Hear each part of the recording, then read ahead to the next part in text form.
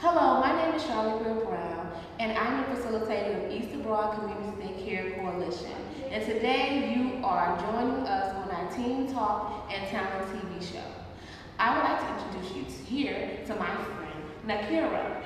And hi, Nakira said hi. And today we're here to talk about some of the ways that our teens communicate with their parents or their teachers or with their friends via text, emails, or whatever way they feel comfortable. So I'm going to start out talking to Nakira and just asking her how does she feel about the way she communicates and why. Okay, so it's this conversation that goes on about teens sitting around the table at dinner time, texting, emailing, or doing Snapchat, you know how I like to Snapchat, Instagram, and nobody's really having a conversation. I mean, can you make me and the viewers understand why that happens? I mean, I don't know. I'm not saying it in a negative way, maybe more give your cons and pros, the disadvantages and advantages of it. What is the positive and what is the negative? And sitting around the setting the table, and everyone's on their device and no one's talking to each other. I don't think everybody feels comfortable talking to certain people, so I think some people think social media is their getaway, so they feel comfortable, not saying that it's okay, but they probably feel comfortable putting stuff on social media than rather talking to somebody else. Not saying as in an inappropriate thing, right. They probably could relate to that more than talking to somebody else. Not a lot of people trust them. I mean, when you seem, thank you for that. I mean, it kind of clears it up a little bit, but you seem, mature and know what you're talking about, because I see a lot of our teens communicate in ways that I haven't seen maybe 10 years ago or 20 when I was a teenager. But it's interesting because they can post, let's just use Facebook for example, post a post that's just 3 to 4 pages that they probably would just get in front of their mother or whoever their guardian is and never to say anything. How does that happen? I mean, texting, the fingers just go. I mean, the way they communicate on there, and sometimes, to be honest with you, that escalates to trouble depending on what it is. If it's a fight in the school or, something happens, but I'm not going to talk too much. I'm just going to let you, kind of just fill me in or just make me understand why it's easier for teens to communicate, or our youth period to communicate on the internet as opposed to someone that's next to them or in the same room with them or their loved ones, parents, or so forth. Well, me personally, I think not talking to a family member, they might not always know where you're coming from. Okay. So they might not always can relate to what you are explaining to them. Okay. And certain people, when they tell their parents and loved ones problems, they like to jump the broom. They don't let them handle the situation on their own until they ask for help. They just want to go in charge and do it themselves when they didn't want that to happen, because at the end of the day, the person that was telling them what happened is going to get affected, not them. Oh, okay. So what you need us to understand is that this is the situation I'm in, and kind of handle it the best way that'll fit me, that'll be best for me, as opposed to just jumping at things. Oh no, you're messing with my daughter. I'm gonna pick up the phone and call. What are you doing? That just totally makes you go into a shell, right? Yeah. And just close off. I mean, so okay, but you putting that out there. What are some ways that we could resolve that without us going on social media and letting people know what's going on in our lives and just talking to our parents? What are some of the ways that the parents can kind of alter how we deal with things when it comes to things like that with you guys? I would say, be the child's friend and mom at the same time. Mm-hmm. Don't try to be their friend, have them tell you stuff, and then you just automatically switch back into mom mode and just shut your kid out. I have friends who experience that, so I personally think parents need to be a mom and a friend at the same time. So at the end of the day, a mom should, in my eyes, in my opinion, a mom should always be be a child's first best friend. Oh, wow. I've heard people say that, and just to let you know, when adults have conversations, they feel that they don't need to be friends with their child because they are the provider, you know. And I don't think friend kind of scare people. It's not even a friend to me. You know what it is? A relationship, a good relationship, a building a relationship. Talking to your daughter or talking to your son and saying, you know, this is the way things go. This is the way I make my rules. And like, to me, if a parent or a guardian or whoever stays on that path of like, I love you, I'm taking care of you, I'm providing for you, you know, and we're here together, you know, just being not so sentimental, but just building a relationship. I don't believe the parent has to become like a best friend, because it may not be you, but there's times when some of the youth take advantage of their parents when they're like that. They do. And the reason I keep using the word mature, because only for the mature ones who understand and know, okay, well, no matter what, I can't look at my mom or my dad like my best friend. You know, we have a relationship, but this is somebody who provides for me, who loves me, and at any time chases me when I'm not, you know, doing the things that I need to do, or punishment, or however it goes. But I think a lot of people are afraid of the word friendship. We don't know. We'll let our viewers tell us later. But thank you so much for that. So we're going to move on to another form of communication. Communicating in school with your, I guess you would say your educators, your teachers, the people who are responsible for you for at least 8 hours of the day. What usually happens in this modern time in schools? How do the teens respond to their teachers? Right now, what I can say, I don't think teenagers really have relationships with teachers. From what I witnessed, teenagers tend to, you know, disrespect teachers, and, you know, they might have altercations, like they might clash and stuff. So no students really have relationships from what I see. I like some of my teachers, but we don't have that relationship where, you know, because I clash with my teachers here and there too. Okay, so like I asked you earlier on the other subject, what are some ways that we can help our teens communicate better with the teachers? Because you have a lot of teachers out there too, you know, who are afraid because of that very reason that you said, that they talk back or get smart or raise their hand or something to the teacher. Like, what are some ways that we can try to not so much as just build a bond? Like, this is the person who I need to respect. They're teaching me. They're here to teach me what I need to know, and I need to respect them. What would you do as a mature teenager to put that into your other youth minds to do that?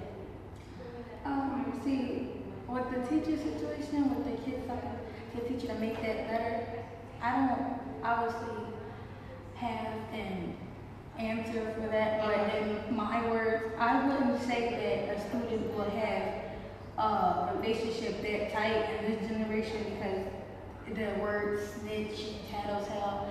Say if somebody was in a situation and they felt close to a teacher, and I'll tell a teacher, as I said before, the teacher would jump the gun. Don't ask how the child is, you know, how she feels or he feels about the situation. They'll just go and say something. Well, whatever happens from that point on comes back to the child, not the teacher.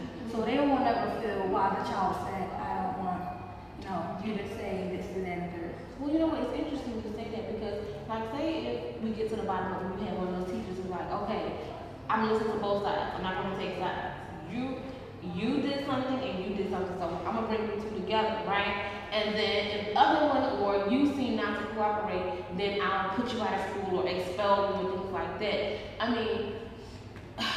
Would that be the only way to keep that other youth from confronting you when the teacher is not there anymore? I think that's the underlying problem here, is when you guys get alone and like, oh, you told on me, or you did this to me. You know, how do we diffuse that? Like, is there any way to work it out once that teacher that I told you about would bring you two together to resolve the issue? How do we get to that? That way, when we pass your friend on the street, or the person who you had confrontation with, it could be avoided. Okay. Some people might not agree Mhm. with things I'm saying, Okay. but some people might think, coming face to face with the person that, whatever situation they had. Okay. They might seem to be okay with coming face to face and solving the altercation. But usually when kids do stand up and be in it, like have a conversation with the person that harmed them or whatever, they never really do anything after that. They just leave them alone. Like they're just harmful. So that actually happened. I mean, I hate to be so surprised, but nowadays you see so many of these youth, hurting each other, killing each other, and most of the time it be from miscommunication. Like, I really believe a lot of us go through something, and we already have enough challenges at home as it is, and then you come to school and you take it out on somebody. There's people who are like that. Like, how could we make youth understand that besides an adult? To make them understand, like, it's important that we resolve this. There's a way we can get along without harming each other or because sometimes bullying can go a long way, years.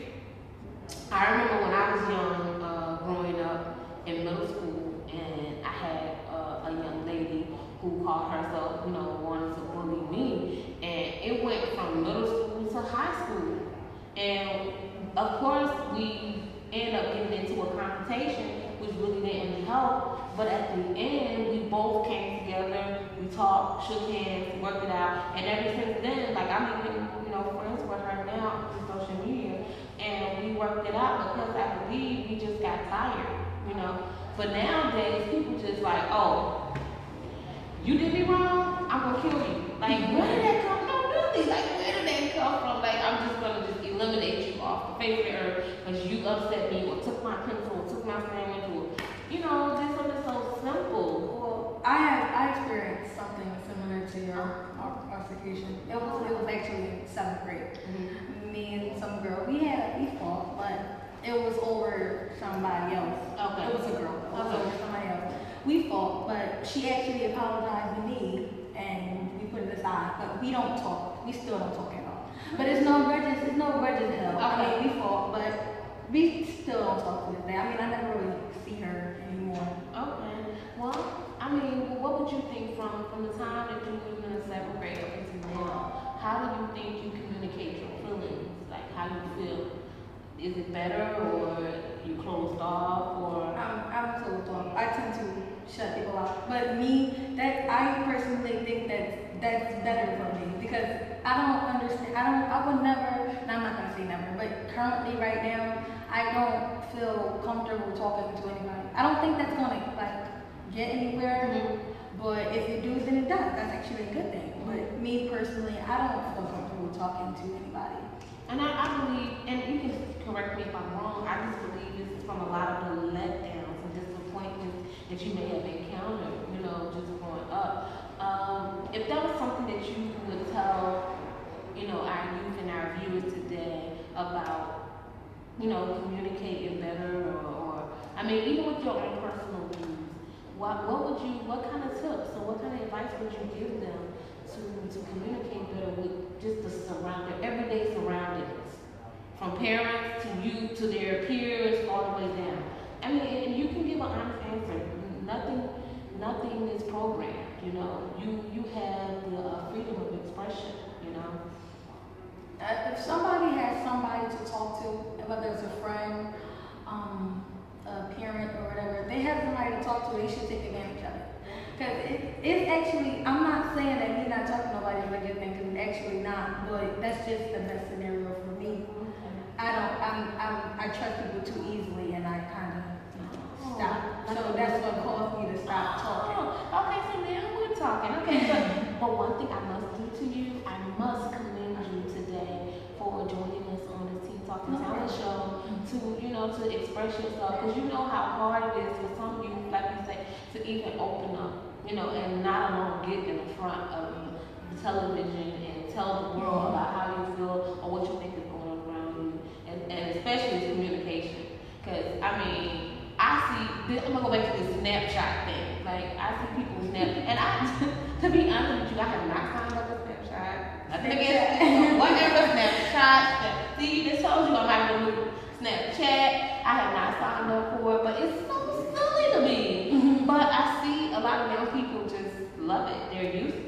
mean, what do you do? Like, what is the purpose of it? I'll be on Snapchat. I just use the filters and stuff. I just be trying to be cute on Snapchat. I don't be into, because some people use it to like talk to boys and stuff, but I just be worried about being cute on Snapchat. Well, that's innocent enough. That's innocent enough. I think it was something you just reminded me of that I want to talk about the way teens communicate. Something that's very easy. Well, not just so much as trusting easily. Something that's alarming me. When I see a video on YouTube or anywhere on social media, and somebody's dying, getting shot, killed, whatever the situation may be that's harmful, and the person is videoing the scene, the actual thing that's going on. What in the world has happened to us people? Why did I'll be like, throw that phone down and call 911. What is wrong with you? Like, pretty soon they're gonna change the laws. I'm not making any I'm not making any predictions, but you never know, they may change the laws to whoever's holding the phone to be, get in trouble or locked up with some charges, because that's sad. What do you think about that? I don't even understand how people could get that close to a scene to in the first place, right? Because it was just like, freaked me out. This guy was on Facebook. They got this video live thing they've been doing for a while now on Facebook, and he was live chatting or whatever on this video, and he walking down the street, and all of a sudden, boom, boom, boom, you hear bullets flying everywhere. His phone falls to the ground, and he's on the ground. Obviously, I hear people screaming around, oh my God, he's been shot. So instead of people calling 911 or something like that, they're too busy worried about picking up the phone to film everything that happened. First of all, nobody's paying you to do that. So, I hate it. Please forgive me for the way my tone, but those are one of my pet peeves, to see somebody on video filming somebody taking their last breath. Those few seconds from that window, you could have gotten them to proper medication or whatever they needed, the proper response. The EMT, somebody got them out there to help that person. So, I mean, what do you think we could do to try to help that? Like, spread the word. I mean, people are just dumb. Like, people are just, that is selfish to do that. I don't love that word, selfish. That is selfish to do that, but some people might not care to stop the recording, the situations and stuff. But some people do, but not all people are easily influenced to something like that. I mean, till this day, I know people who are trying to stop the violence, and this still goes on. It's getting worse by day. So yeah, it really is. But I mean, maybe on another show at a later time, we can kind of discuss with our viewers and see what you think about. Like, how do you feel about people filming violence or people in near-death experiences? You can always go to East Abroad CTC Network at mail.com. And you can email us your questions, your concerns. We would love to hear from you. We're about to wrap up, and I think we're going to talk about the last part of this communication, the way teens communicate with Ms. Makira, which is another concern, is reading literacy. They can text so quick. 5-letter words become 2-letter words. 7-letter words become 3-letter words. But when it's time to write an essay or a paper, the knowledge of writing or proper grammar is not I hear that a lot. I mean, you see it a lot. Like, what happened there? And I know there's a lot, don't get me wrong, I know there's a lot of smart teens out there. But what happened with that? I mean, I heard teachers say that I asked them write a 2-page paper, and it's that D-A-T, they D-E-Y, what W-A-T. I'm like, oh my goodness, are you really? Like, I believe it should be a balance. If that's the way you text, short-term texting to people, that's fine. But when it's time to write it the right way. Like, to me, I think we should be able to do both, I mean, what do you think? I mean, I text proper. Okay. I don't really text the slang and What do you call it? They may put our word in the dictionary with ebonic text. I mean, really slang text. I don't know what to call it. I'm just lost. I text proper. Okay. I had an incident where I was texting like that, and I was cursing on social media, and my mom and my dad found out. So I changed my texting so fast. Oh wow. So, well, see, I see that worked for you. because if you text, not saying it's a good thing, but if you ever text proper and something goes wrong, they will never know where it came from. Right. So, but me texting proper is actually good, because texting proper, and you write the same. If you text proper, you write the same way you text. Right, you practice it. Whatever you write, whatever you're doing, you practice it. That's what you put on paper. Some people tend to pick up what they write. Like if they write like D-E-Y, they'll write it on paper. I mean, because sometimes my friend, she texts just like she texts a bit messed up. Okay. And she can text fast, but when it comes to writing the essay, she know how to spell the words. She'll have trouble like putting it together. So she'll just automatically give up. But me personally, I think it's the phone. People be in their phones too much, and it just messing up the head. Because my mom be telling me it's more than just a cell phone. Because I have be in my phone 24/7. But I can understand that as long as you're utilizing it for knowledge. You know, like that is not just a phone. People don't realize it's a computer. Like I have no problem. You know how people, I'm gonna take my child's phone away or put it away, abandon it or whatever. I think it's a good tool as long as you know how to use it. But when you see people walking down the sidewalk, I mean, running into That's never a good thing. I mean, come on. Have we gotten so lost in the way we just, like you and I having a regular dialogue, we're losing that. I mean, how long do you ever see that growing or going away, or how do you see that, the way we're communicating with each other? Do you even think that's going to last? The fact that people are just all into their devices? I mean, me personally, I don't think it's gonna last, but I wish it would get better.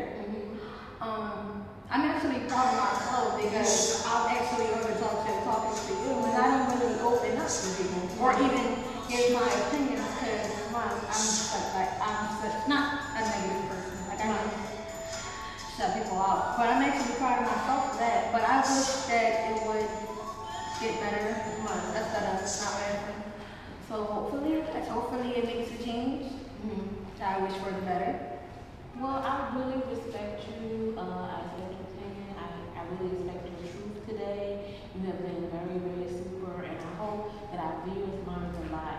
And we'll bring you back on the show when we have other youth here. But I like to, even though I have a lot of teams on some of the shows that we've aired before, I like to do the one-on-one dialogue for a reason. Because I think it's just interpersonal. You know, kings have ruled and kings have made decisions. Government has made decisions. People, regular, normal people have made decisions around conversating. And I don't want to lose that way of communication. So if it just takes somebody like you and myself and the people that are here today to just keep that dialogue going and one-on-one, put the devices down and let's talk about it, let's talk it out. Or if somebody's dying, don't pull out your phone. Don't let your first response be pull out your phone and film them. Get them some help, you know? So thank you for joining us today around the way our youth communicate today. And as you heard, there are a lot of things, a lot of misnomers, a lot of misunderstanding around the way they communicate.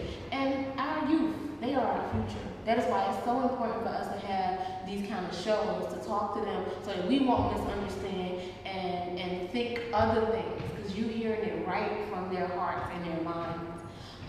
Again, if you like the show, make sure you go to East Abroad, CTC Network, and mail.com and email me your comments, or you can find us on Facebook, Teen Talk and Talent TV Show.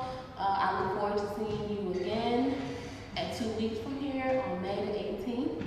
And I would like to say good night.